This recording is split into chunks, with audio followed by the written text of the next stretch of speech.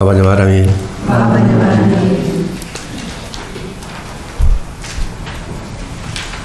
어제 봉축 회양하고 워크숍을 다녀온 걸 알고 있는데 어제 다녀오셨죠? 네. 근데 왜 이렇게 많이 나오셨죠 오늘? 고맙습니다. 조금 전에 청법가를 불렀는데 청법가는 이제 법을 청하는 노래잖아요. 근데 거기 가사에 보면은 옛 인연을 이어서 이렇게 되어 있잖아요. 이어서. 이게 틀린 거랍니다. 이게 공식적으로 이제 종단에서 막 수정을 할 건데 이어서가 아니고 잇고서예요. 옛 인연을 잇고서. 그러니까 옛 인연이라고 하는 거는 옛 인연을 이어서 가는 게 아니라, 이게 좋은 말 같지만, 옛 인연이라는 건 지난 인연들. 그러니까 쉽게 말하면 나한테 상처를 준 인연, 아니면 날 아프게 했던 인연, 아니면은 나에게 흠결이 되는 인연들을 잇고서라고 하는 거라는 거예요. 그래서 우리가 불교의 핵심 키워드 중에 이고등락이라든지 뭐 이렇게 보면 여인다는 말 하잖아요. 여인다. 그러니까 여인다는 말은 그것을 다 극복해야 된다 그런 말이거든요. 극복하려면 어떻게 되냐면 기존에 내가 가지고 있던 것들을 다 잊어버린다. 예를 들면은 우리가 이제 어떤 나쁜 행위나 습관이 있는데, 그거를 이어서가 아니라 잊어버려야지만 된다. 잊어야 된다. 그런 의미에서 이제, 청법가가 그렇게 좀, 잘못되어 있다. 그래서 미리 말씀을 드립니다. 오늘은, 천수경 함께하는 행원여행 중에 25번째네요, 벌써. 오늘은 이제 도량찬인데요, 도량찬. 저번 시간에 이제 사방찬하고, 그 다음에 도량찬이 같이, 이야기가 되는데, 이 사방찬하고 도량찬을, 다른 말로는 이제 결계송이라고 해서, 결계라는 게 뭐냐면, 어떤 이제 행사를 할 때, 여기는 그런 기도하는 곳이다라고 하는 그 세계를 묶는, 그 경계를 짓는, 그걸 결계를 하거든요. 결계. 그 사방찬하고 도량찬은 결계의식할 때 쓰이는 거예요. 결계의식할 때. 결국은 이제, 집에서 그 불사할 때도 마찬가지인데, 절에서도 큰 불사를 할 때 옛날에는 오색끈을 이렇게 두르고 결계를 맺었어요. 그러니까 결계를 먼저 하고 그 다음에 이제 법회를 보거든요. 그 결계를 왜 하냐 그러면 여기는 부처님의 법문이 설해지는 곳이고, 또 이것은 예를 들면은 화엄신중님이 웅호하는 곳이다라고 하는 의미에서 결계를 해요. 결계. 그러니까 집에서도 이제 기도할 때도 보통은 이 결계 의식을 하고 기도를 해야 되는 거거든요. 그럼 이제 천수경을 우리가 독송하면 당연히 사방찬과 도량찬 하기 때문에 결계가 되는 거죠. 결계가 되는 건데, 저번 시간에 이제 그 사방찬을 통해서 결계를 해서 네 군데의 모든 것을 잘 씻어내서 청정했단 말이에요. 청정해서 그 다음에는 이제 내가 있는 그 청정해진 곳에 그걸 도량이라고 치면 그 도량을 찬탄하는 것인데, 오늘은 그 내용에 대해서 이야기를 하도록 하겠습니다. 그 도량찬이라고 하는 거는 도량을 찬탄하는 이제 사구계를 의미하죠. 사구계라는 거는 이제 네 가지의 구절로 돼 있다. 그런 의미고, 사구의 노래다. 도량이라고 하는 거는 말 그대로 이제 우리 절을 도량이라고 그러죠. 도량이라고 하는데, 보통은 이제 이 도량이라고 하는 글자를 도장이라고 읽어요. 일반적으로는. 태권도장. 그래서 이 도장이라고 하는 거는 이제 육신의 몸의 어떤 근력을 키우거나 기능을 익힐 때는 이제 도장이라고 읽고, 도량이라고 하는 거는 마음의 근육을 키우고 마음을 수련할 때는 도장이지만 그걸 도량으로 읽습니다. 도량으로. 그래서 도량이라고 하는 말 그대로 이제 부처님이 계신 곳을 의미하죠. 우리도 이제 금강정사의 도량에 현재 들어와 있는 거고. 근데 이 도량이라고 하는 거는 아까 얘기했듯이 마음을 닦는 곳이기 때문에, 도량이라는 것은 내가 심도량이라는 게 만약에 마음도량이라고 치면 내가 어딜 가든 간에 도량이 같이 다니는 거죠. 도량이. 그러니까 금강정사라고는 이런 이제 이 물질적인 아니면은 이제 현상적인 도량이 있는 것뿐만 아니라 내 마음도 도량이라면 내가 가는 곳마다 사실은 도량이 하나씩 같이 다니는 거죠. 마음 도량이. 그래서 그 부처님 말씀에 보면은 처처불상이 사사불공이다라는 말이 있습니다. 처처불상이라고 하는 말은 이 처처라고 하는 거는, 이 처라고 하는 거는 기본적으로 현상적으로 우리가 가장 기본적인 단위를 처라고 해요. 불교에서는. 그래서 이제 니까야라든지 초기 경전에 보면은 부처님께서 이 세계에는 이 모든 것이 이 12처에 국한되어 있다라고 말씀하십니다. 12처. 12처의 12군데라고 하는 것이 뭐냐 그러면 첫 번째로는 육군이에요. 육군이고 두 번째로는 육경인데, 육군은 이제 안이비설신이죠. 안이비설신의. 그리고 육경은 그 육근에 해당되는 색, 성향, 미촉, 법 6가지잖아요. 이 6가지와 육근과 육경이 합해진 세계에서 이 현상계는 벗어나는 것이 없다. 이 안에 다 국한된다 이렇게 말씀하세요. 결국은 이제 육근이나 육경은 나를 이제 중심으로 한단 말이에요. 나를. 내가 사라지면 육근도 육경도 사라지는 거죠. 그래서 육근과 육경이 이 세계의 처음이자 끝인 거예요. 사실은. 육군과 육경을 떠나가지고 존재하는 게 없기 때문에. 그래서 이제 부처님께서 이 육군과 육경을 말씀하시기 전에 사실은 깨달음을 얻고 나서 화엄경을 제일 처음에 설하시죠. 화엄경을. 심지법문이라 하는데 법문을 설하시는데, 사람들이 이제 현상계에 그 국한되어 있던 마음들이 때문에 이 심지법문을 알아듣지 못하는 거예요. 너무 어려워서.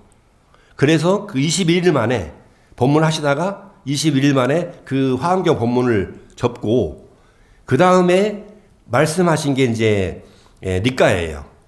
기초 이제 초기 불교 시대 때 아함경이라고 말하기도 하고 이제 니까야라고 말하는데, 그 니까야를 법문하실 때 중심 내용이 뭐냐 그러면, 물론 사성제 팔정도 뭐 12연기를 쭉 하시지만 그 전에 우리 나를 중심으로 해서 이 세계가 어떻게 구조가 되어 있는지를 말씀하세요.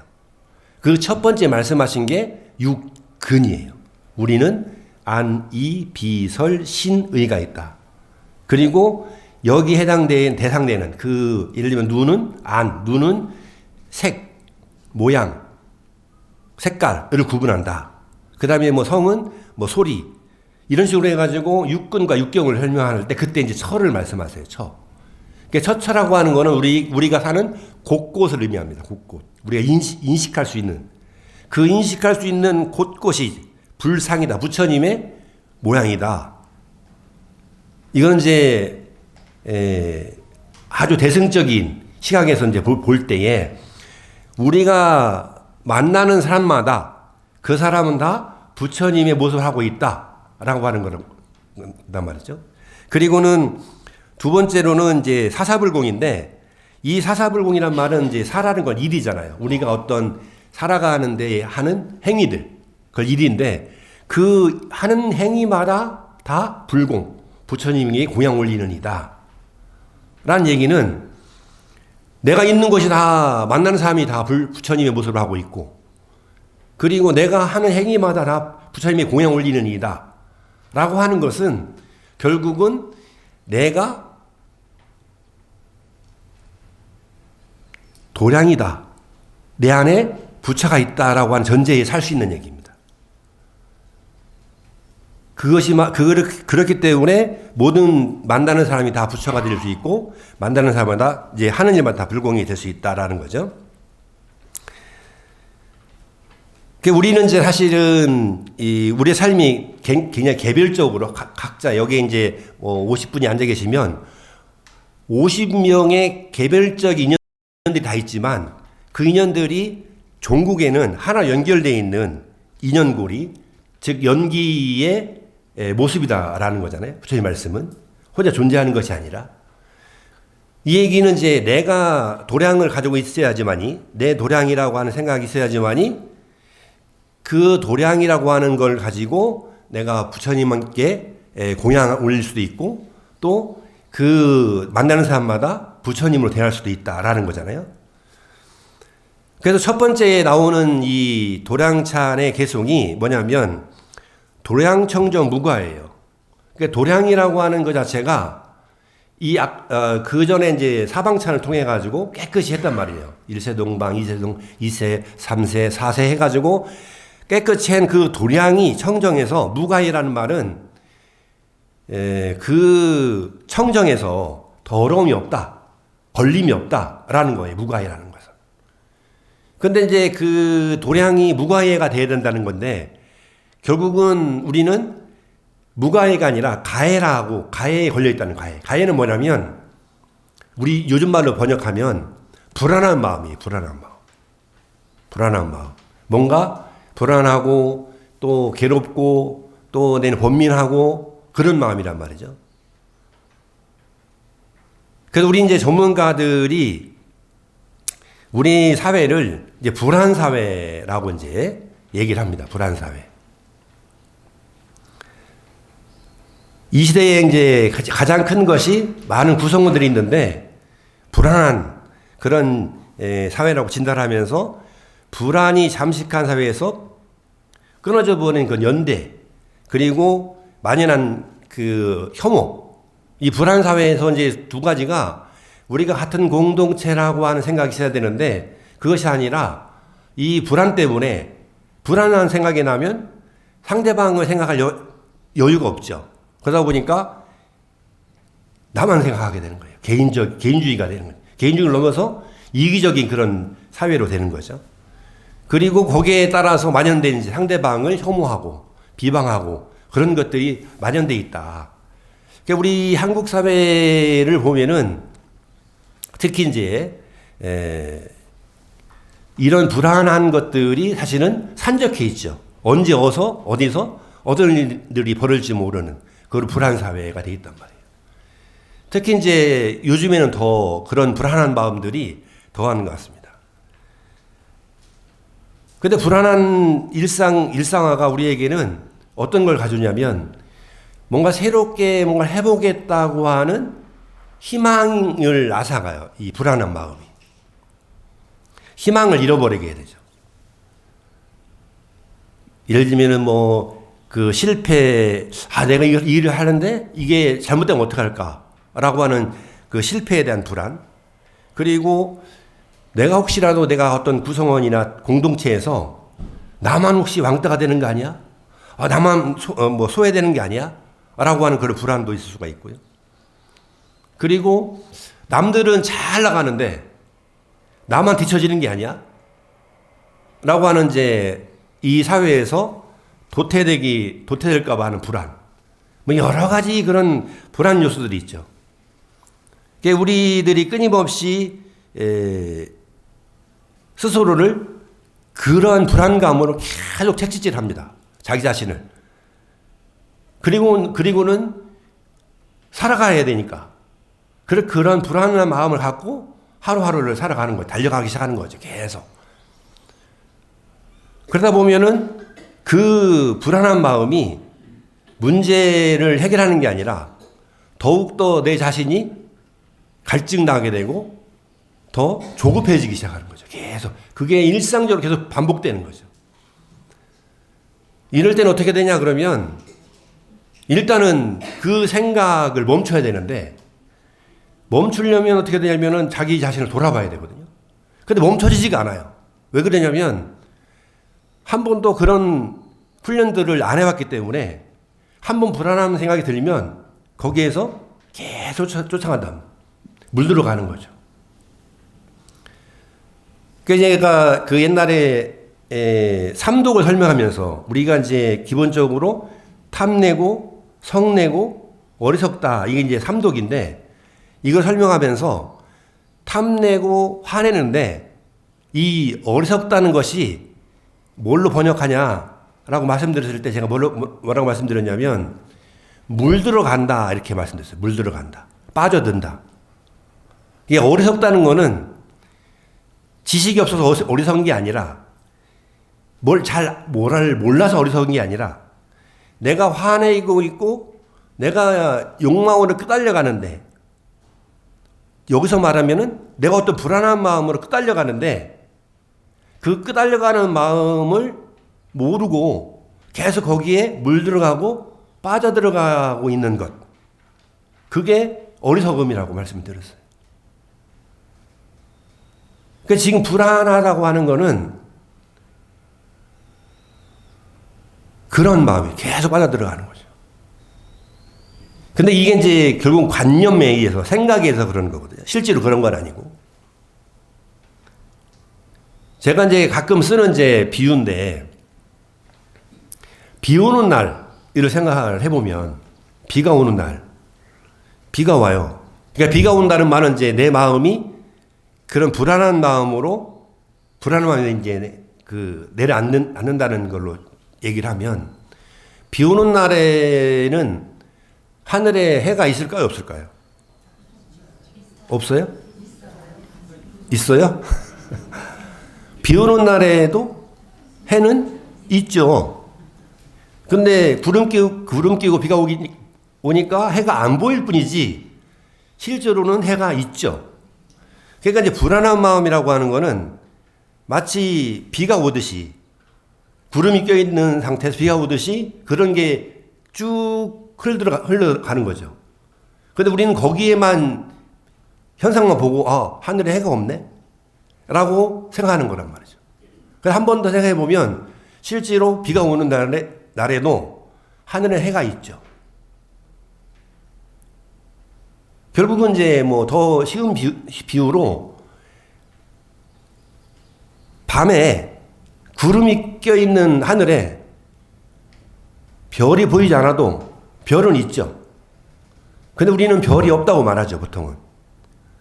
그러니까 불안한 마음이 한번 내 마음에 들어오면 우리는 그 습관을 버리지 못하고 계속 거기에 쫓아가는 거예요.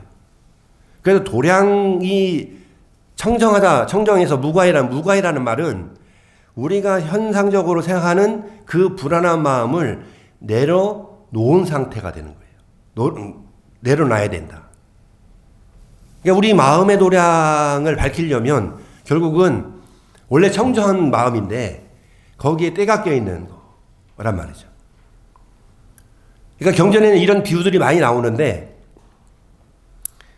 이제 실질적으로 쉽게 이제 비유하는 것 중에 하나가 거울 비유를 많이 해요. 거울 비유. 이게 거울이 있는데 거울이 잘 얼굴이 비칠 때도 있지만 때가 껴있으면 얼굴이 선명하게 안 비치죠. 그러니까 우리 마음이 원래는 청정한데 거기에 가해가 있어서 불안한 마음 때문에 자기 자신이 잘 안 보이는 거예요, 현재. 그래서 그 거울에 묻어 있는 때를 잘 닦아내면 자기가 얼굴이 환하게 비추듯이 그렇게 닦아내는 것. 그거를 이제 보통은 이제 기도, 수행, 정지 이렇게 부르기도 하죠. 거울 얘기가 나와가지고 갑자기 생각나는 게 그 서양 철학자가 그런 말을 했습니다. 거울은 먼저 웃지 않는다. 거울은 왜 먼저 웃지 않을까요? 내가 웃지 않으니까. 내가 먼저 웃어야 거울 웃는다. 거울이 실제로 웃는 게 아니라 거울에 비춰진 그 대상이 웃는다, 안 웃는다는 건데, 저는 이 말이 평소에 가끔 생각합니다. 아, 거울은 먼저 웃지 않는다. 그래서 거울 웃게 하려고 어떻게 해야 되냐면, 그래서 제가 이제 거울 볼 때마다 이제 사실은 먼저 웃어요. 예. 먼저 웃으면 거울도 웃더라고요. 우리는 이제 그런 거울에 때가 껴있는 그런 상태를 가해라 하면, 무가해라고 하는 것은 그 거울에 껴있는 먼지나 때를 다 닦아낸 상태. 그 상태를 이제 우리가 사방철도 이미 했죠. 했기 때문에 이미 도량이 청정해서 티끌이 없는 상태가 된 거예요. 거기에 삼보, 철룡, 강차지, 삼보와 철룡이 이 도량에 내려온다. 이 땅지자는 여기는 심지를 의미해요. 심지. 마음의 땅. 실제로 여기에 내려오는 것도 있지만, 그러니까 우리가 기도하고 또 정진하다 보면, 삼보님이 또 철룡이라는 거는 이제 화엄신중을 의미합니다. 웅호신중. 웅호신중을 얘기하는데, 웅호신중 내려온다. 어디에? 지금 내가 기도하는 곳에. 내지는 우리의 마음의 땅에. 심지. 그러니까 우리가 이제 마음 땅이라고 하는 건 심지법문이라 해서 보통은 부처님의 말씀을 우리는 심지법문이라고 말씀을 합니다. 이게 삼보와 철룡이 이도량이라는 건 우리 이제 마음의 도량에 강림하신다. 이런 뜻이죠. 삼보 철룡이라고 하는 거는 삼보는 잘 아시겠지만 불법성 삼보를 의미하고, 그리고 철룡이라고 하는 거는 말 그대로 웅호성중을 얘기하는데, 법당에 와보시면은 금강경사 같은 경우도 법당에 삼보님이 계시죠. 삼보님, 부처님 계시잖아요. 부처님이 있고, 부처님 가르침이 있고, 또 부처님 가르침을 열심히 수행하는 이제 수행자들이 있잖아요. 금강경사에는.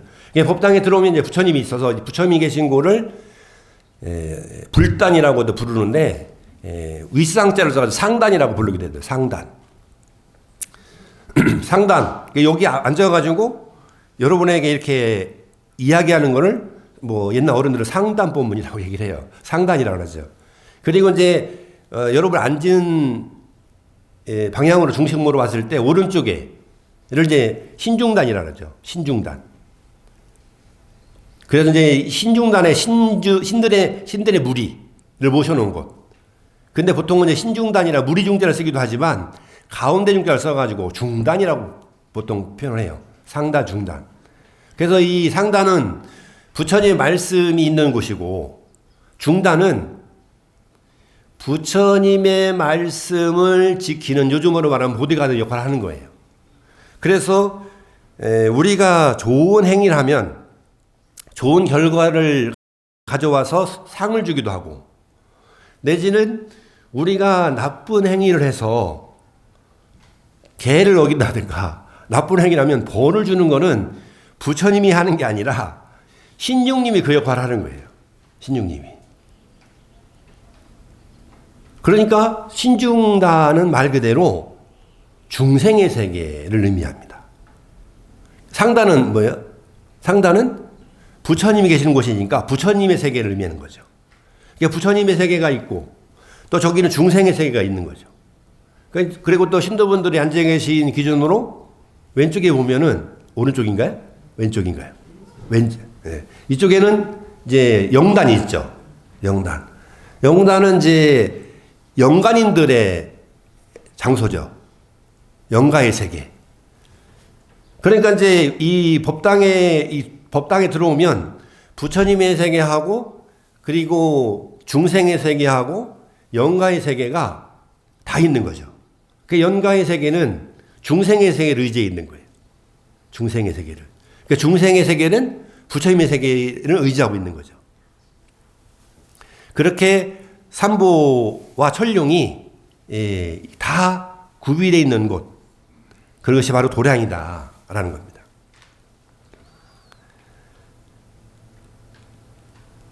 그리고는 이제 그 도량에 내려왔으면 삼부전룡이 도량에 강림하시네. 그 다음에는 제가 이제 묘한 진원 외웁나니 내가 지금 묘한 진원을 외운다. 이 묘한 진원이 뭘까요?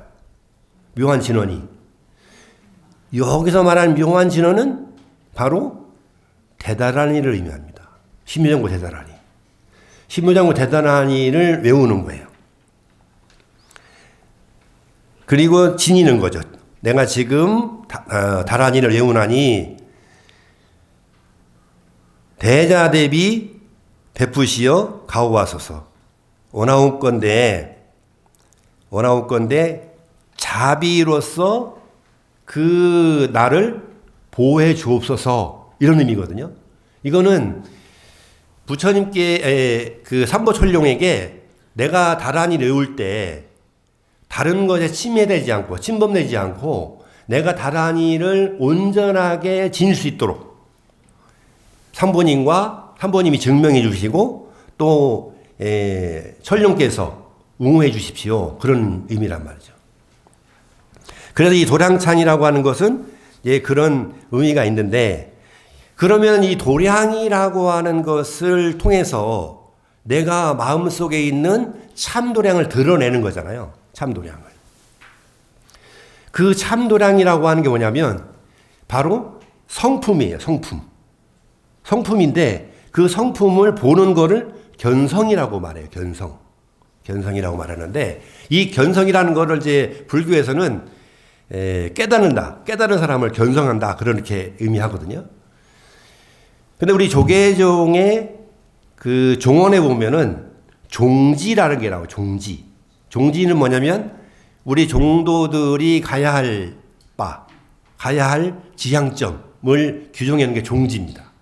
그 종지인데 종지에 보면은 서가세존의 금몽교리를 봉치하고 그게 이제 첫 구절이에요.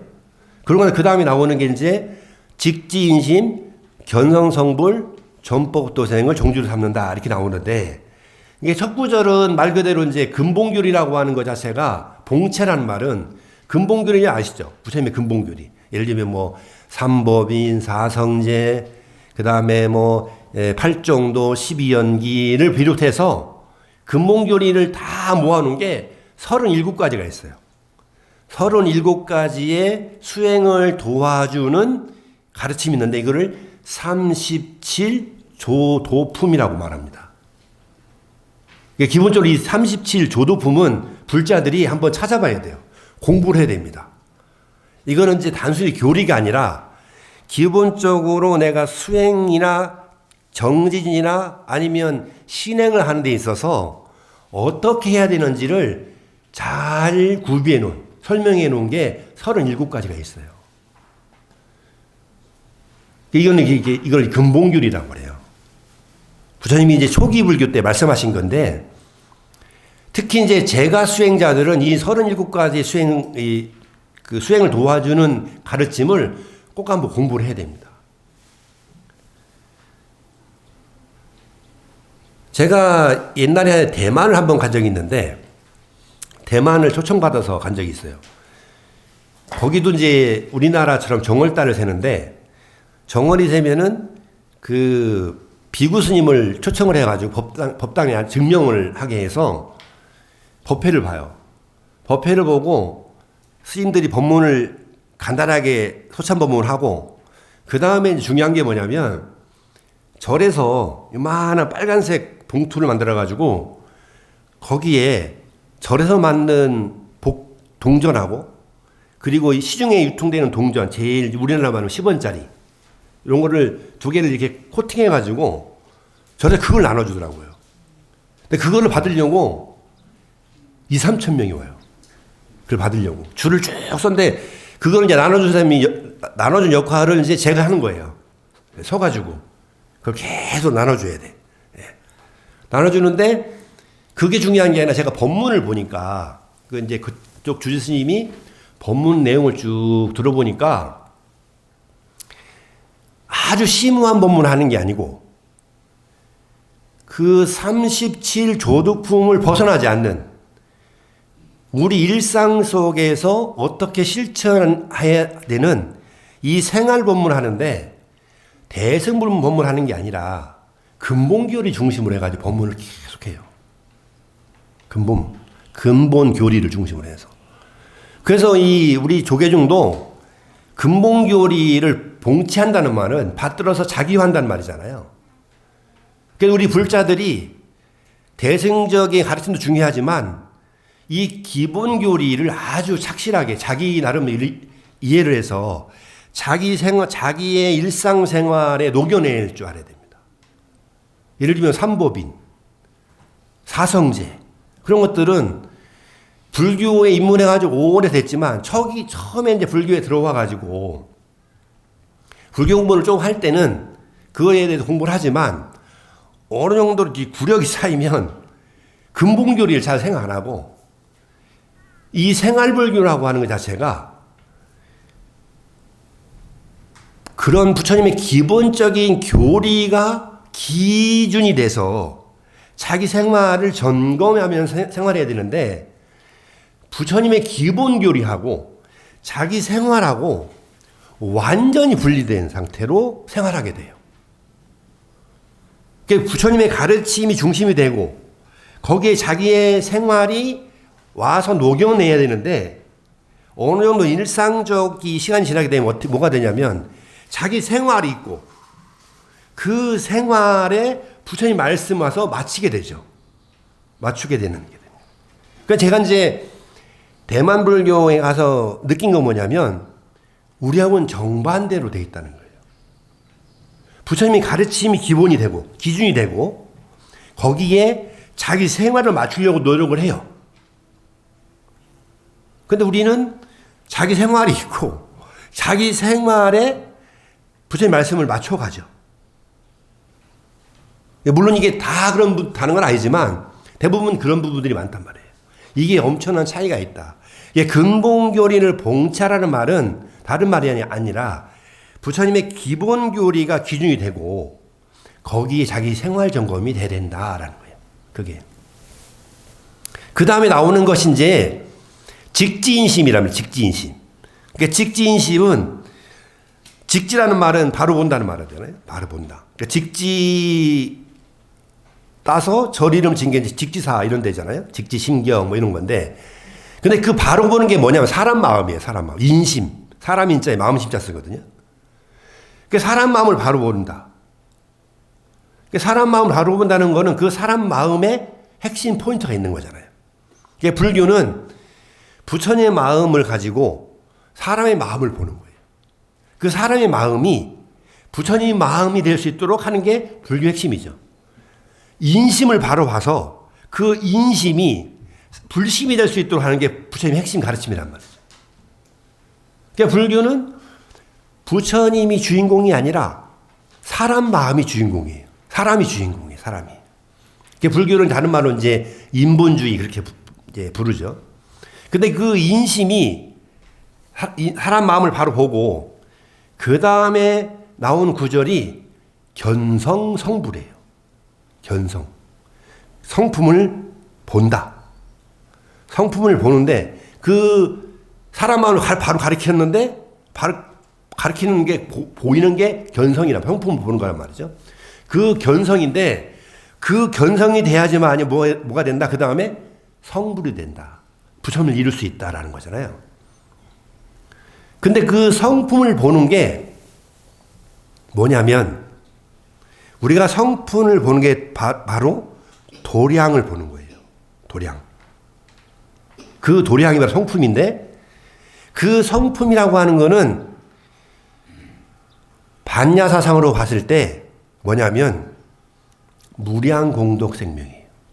무량공덕생명. 다른 말로 하면은 본래 붓다라는 건데 그 성품이 무량공덕생명이 내 안에 있다라는 거예요. 그거를 다른 말로는 반야라고 부릅니다. 그러니까 우리가 이제 법문 끝나고 나면 발언을 하고 나서 반야바라미를 정건하잖아요. 그 반야바라미를 정건할 때 봐야 되는 것, 바로 견성, 봐야 되는 것이 바로 성품인데 그게 반야예요. 그 반야는 바로 무량공덕생명인 거죠. 내 안에 무량공덕생명을 바라보는 게 바로 견성이다. 그러니까 내가 반야바라미를 외우면서 그 반야바라미를 내가 바라봤을 때에 내 안에 그동안에 있었던 여러 가지 가해들, 예를 들면 불안한 마음, 괴로운 마음, 혼란한 마음, 스트레스 받은 마음, 상처받은 마음, 이런 것들이 그 반야바라미를 바라봐야지만이 해결될 수 있다는 거예요. 근데 우리는 이제 반야바라미를 바라보지 못하고 불안한 마음에 자꾸 그 불안한 마음으로 더더욱 그 자기의 그 무량공덕 생명을 덮는 그런 덮개들을 한 층 한 층 더해가는 거예요. 그러니까 이 안에 무량공덕 생명이 점점 내 안으로 숨어드는 거죠. 들춰내야 되는데. 그러니까 반야바라미 염송할 때는 무엇을 해야 되느냐? 아, 내 마음에 무량공덕 생명이 있다는 걸 알고 이 무량공덕 생명을 관해야 되는 거예요. 보아야 되는 거예요. 그래야지만이 이루어질 수 있는 게 성불이에요. 성불. 그 내가 무량공덕 생명이 있다고 하는 것을 알아차려야지만이 그 다음에 뭔가 해결점을 찾는 거예요. 그런데 우리는 이제 이 무량공덕 생명을 바라보는 연습을 하지 않다 보니 평소에도 마음이 힘들고 어려우면은 그 마음이 어렵고 힘든 거에 빠져들어서 계속 재생산해내는 거예요. 힘들다, 죽겠다 이러면서 계속 반복해내죠. 그래서 우리가 그러한 마음이 들 때는 그거를 딱 멈추고 무량공덕 생명이라고 하는 걸 딱 보도록 노력을 해야 된다. 저번 달에도 한번 제가 비유를 들어서 말씀드렸는데 멈추는 건 굉장히 중요한 거예요. 기도하거나 정진할 때. 근데 우리는 멈추지 못하고 그 마음을 지속적으로 가져가려고 노력을 하거든요. 이게 멈춘다는 거는 뭘 의미하냐 그러면 제가 자동차 비유를 한번 든 적이 있습니다. 자동차가 좋은 자동차라고 하는 거는 속도를 잘 내는 게 자동차이기도 하지만 어떤 장애물이나 내가 멈춰야 될 때 딱 멈출 수 있는 그 기능을 갖춘 게 좋은 자동차다. 그런데 멈추지 못하고 계속 달려가 보세요. 그건 뭐 굳이 말하지 않아도 결론은 뻔하죠. 큰 사고로 이어지는 거잖아요. 큰 사고. 이게 멈출 때는 언제냐면 마음에 예를 들면 이제 우리가 자동차를 몰고 가다가 속도를 줄이는 것은 앞에 차가 나타나든가 아니면 뭐 장애물이 나타날 때 속도를 줄이잖아요. 그런 것처럼 마음에도 장애가 나타나고 불안하고 힘들고 어렵고 할 때는 그 마음을 멈춰야 되는데 멈추지 못하고 우리는 계속 가속 페달을 밟는 거예요. 그리고 거기에 끌려 들어가는 거죠. 그래도 좋은 자동차는 속도를 잘 줄이는 것도 중요하지만 실제로 어떤 장애물로 인해서 충돌이 벌어졌을 때 나를 보호할 수 있는 여러 가지 안정장치가 있는 게 이제 옵션이 다양한 것이 좋은 자동차잖아요. 그 옵션이 뭐냐 그러면 지금처럼 마음을 멈추고 마음을 들여다봐서 내 마음 안에 무량공덕 생명이 있구나. 그 무량공덕 생명으로 인해서 내가 철저하게 내가 지금 현재 느끼고 있는 이 관념들을 충분히 털어내고 전환할 수 있다라고 하는 것을 믿는 거예요. 그게 이제 여러 가지 안전 도구가 되는 거죠. 그러니까 우리가 다른 생명 가진 것과 크게 다른 차별이 하나 있는데 그거는 우리의 마음을 어떤 순간에 어떠한 계기로 작심하게 되면 마음을 먹게 되면 전환시킬 수 있다는 거예요. 마음을 돌릴 수 있다는 거예요. 이건 우리만이 할 수 있는 겁니다. 이 지구상에 이 우주 안에 여러 생명 가진 것들이 있지만 그 생명 가진 것 중에 마음을 스스로 전환시킬 수 있는 힘을 가진 건 우리밖에 없어요. 사람밖에 없습니다. 근데 그게 엄청난 우리의 어떻게 보면은 옵션인데, 기능인데, 그 기능과 옵션을 쓰지 못하고 한없이 가속 페달을 밟고 달려가는 거예요. 그 달려가다 보면 결국은 낭떠러지 떨어지는 거죠. 그러니까 이제 지금까지는 살아오면서 그런 자기 마음을 견성하는 연습을, 성품을 보는 연습을 안 했거든요.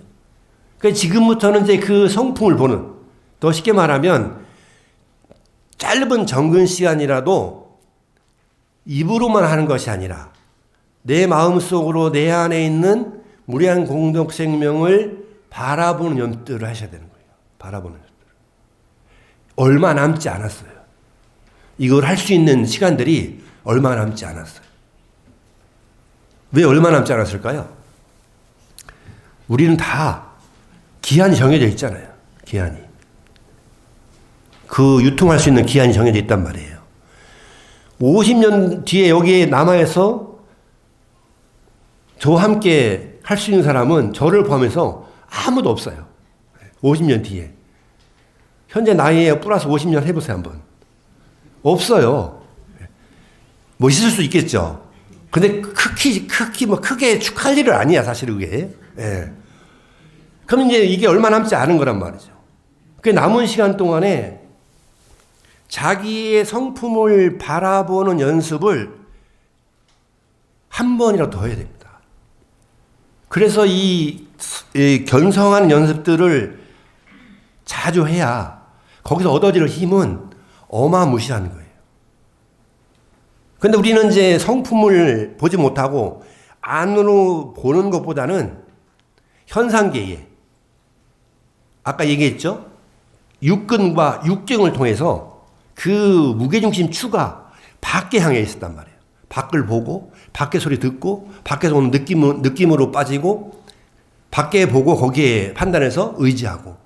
그거를 견성이라고 하는 거는 다른 게 아니라 그 보고 있는 무게중심 추를 안으로 끌어들여서 가져오는 거예요. 그래서 밖을 보는 거를 밖에만 보던 시각들을 이제는 안으로 끌어와서 내 성품을 보는 것. 그 성품 바로 무량공덕 생명인데 그 무량공덕 생명을 바라보는 연습들을 하는 것. 이게 반야바라밀의 핵심입니다. 그리고 그 반야바라밀을 바라보는 것, 그게 밖에 있는 도량을 내 안에 내 안으로 끌어서 내 안의 도량, 마음의 도량을, 신도량을 보려고 노력하는 것, 그게 바로 반야바람의 핵심인 거죠. 그 반야바라밀을 바라본 그 도량을 찬탄하는 게 바로 이 도량찬이다 라고 말씀을 드리겠습니다. 그러다 보면은 이 도량이 찬란하게 빛나는 그곳에서 내가 다란을 여우고 있어요. 지긋하게. 지긋한 마음으로. 우리도 이제 다란이기도 하잖아요. 그 다란이기도 할 때 바로 이 도량찬에 나왔던 것처럼 삼보철룡이 우리가 다란히 여우고 있는 이 금강정사 도량에 삼보님이 보호하시고 그 호흡 신주님이 싹 보호해서 다란히 읽고 있는 나와 나의 마음을 보호해서 내가 이루고자 하는 그리고 내가 하고자 하는 그런 일들을 장애 없이 성취하게끔 한다. 그래서 견성할 수 있는 도량을 보고 항상 무량공덕생명을 바라봐서 늘 건강하고 또 행복하고 안락한 그러한 일상을 누리시기를 축원하면서 오늘 말씀을 접도록 하겠습니다. 고맙습니다.